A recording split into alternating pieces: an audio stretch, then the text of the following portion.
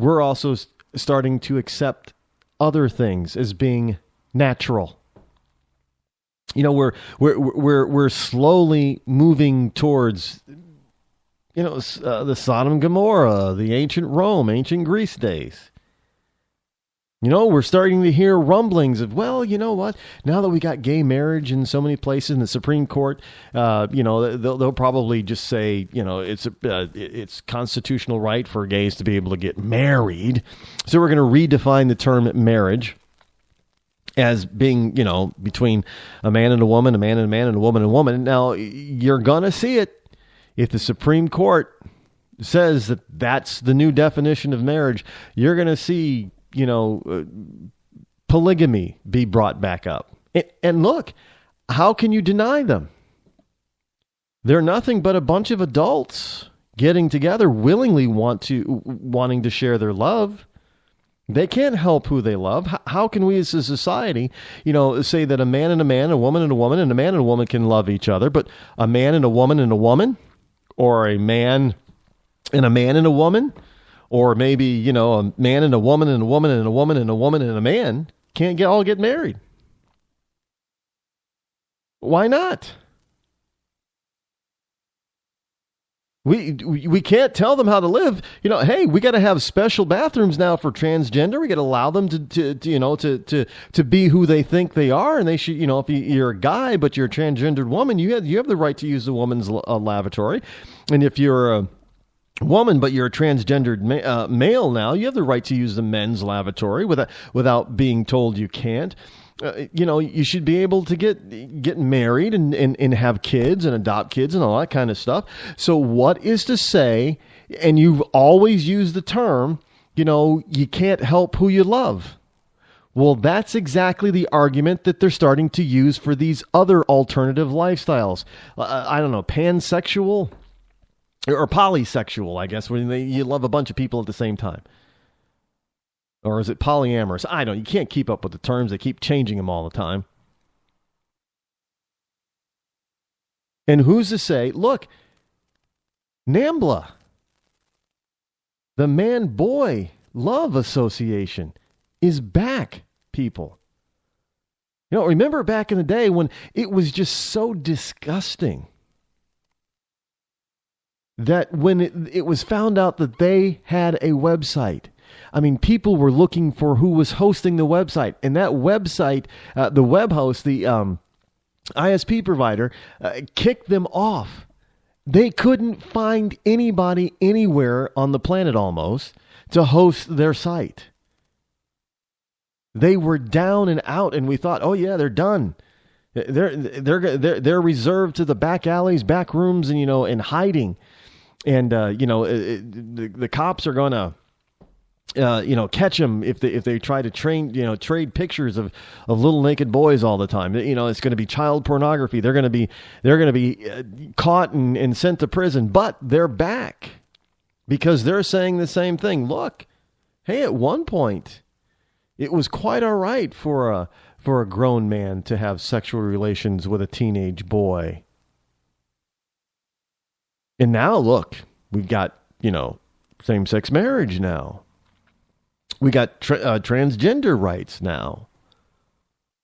And people over here who want to have 5 wives. They're starting to say, well, why can't I have 5 wives? We change the definition of marriage. And if they're going to be able to change the definition of marriage to their vantage point, why can't we over here at NAMBLA?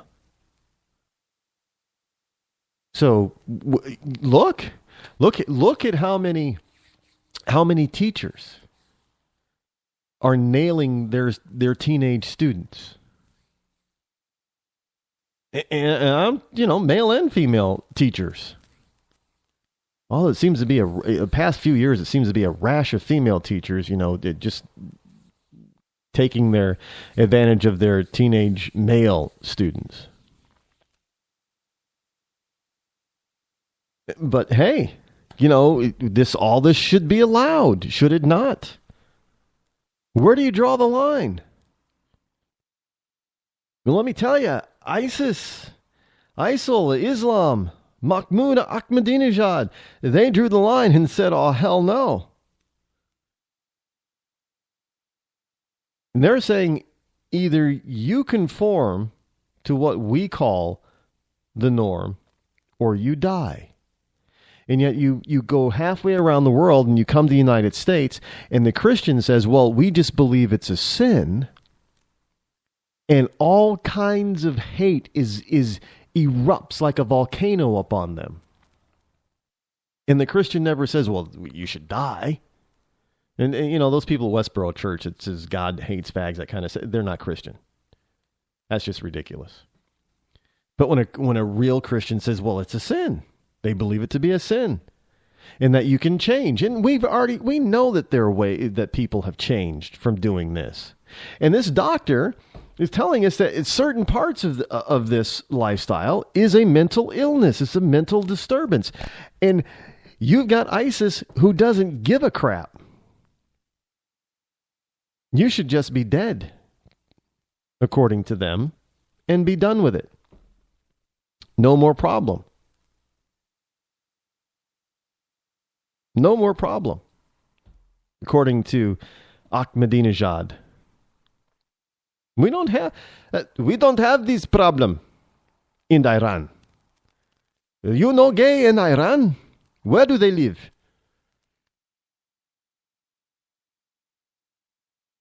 So, you know, then this is quickly becoming the case in Iraq, in Syria, in Yemen.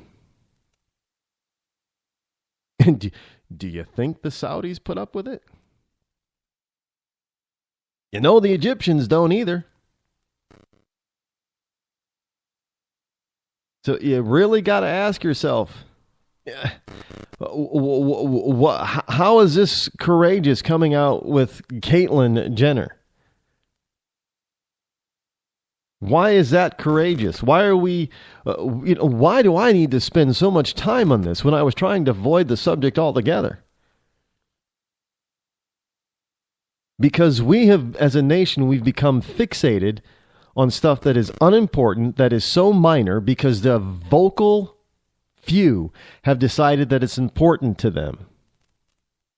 And now the entire country's attention is on Bruce Jenner and him being and looking like a woman. Instead of paying attention to what is going on in over there in the Middle East, like how about ISIS throwing homosexuals off of a roof? You want to be here in the USA and say that Christians are haters, but over there you have Islamists, Muslims killing people, beheading them, hanging them, dangling them from their feet off of a high-rise building and then just tossing them off. You want to be over here and talk about the Tsarnaev trial. Oh, we should spare his life. You know, I can't tell you how many liberals over here are saying, you know, we should spare his life. It's cruel and unusual punishment to give him the death penalty. We should have spared his life. They're not sparing anybody's life over there. I am convinced more than ever now. And I've heard it and I've been convinced before, but I am convinced more than ever now that liberalism is a mental disorder. It really is a mental disorder. Because how else do you explain you hate people who do not want to kill you, but embrace people who do? There is no other explanation for that. Absolutely none. People, I know they want to say, well, you know, American left, they're just naive. No, nobody on this planet is that naive. You know the difference from people who just don't like you and don't want to be around you versus the people who do not like you and want you dead and will do everything they possibly can to make sure that outcome comes to fruition. There is no naivete, and it goes beyond stupidity. It is a mental disorder that you would embrace those who want you dead. And not only do they want you dead, but in certain parts of the world, they're succeeding. Yes. They are succeeding big time. And yet you still want to embrace them. Yeah, they want to embrace you too. Embrace you, tie you up, and throw you off the top of a 10-story building. That's what they want to do. But you think that there's something salvageable there. Oh, they just misunderstand us, Rod. They just misunderstand, that's all. We can turn them around. You know, unlike those Christians, they'll never turn around. They'll always hate us. But the Muslims, they just don't fully understand yet. We just haven't had the chance to sit down and have a talk. We can talk this out. Because their religion is so accepting. You know, really it is. We can work it out. They want you dead.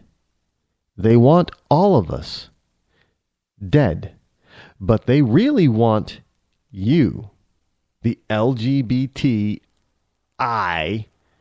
community. What the hell is intersexual?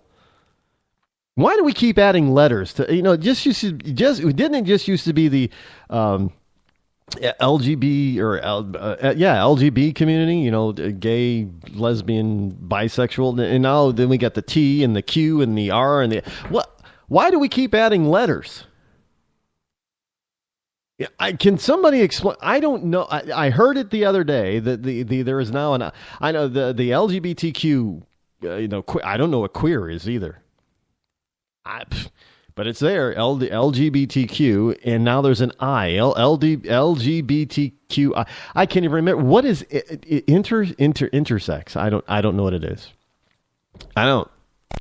And you know what? I don't even care to really look it up because it's just so asinine. It's insane. The other three doesn't cover. Well, okay, so now you got people who want to dress up as men who want to dress up as women. Okay, they're trannies now. I guess I can see adding the T, but all the others after that, I don't get. Hey, and then of course now we got the rumors about the heartthrob Brad Pitt, with Angelina Jolie's blessing, is bisexual. Look, it's I'm telling the world is flipping upside down. Some people. Well, it's no different, Rod, from back in the day when people found out about Rock Hudson. Remember Rock Hudson? Rock Hudson, he was a handsome, debonair, dashing Hollywood star from back in the day.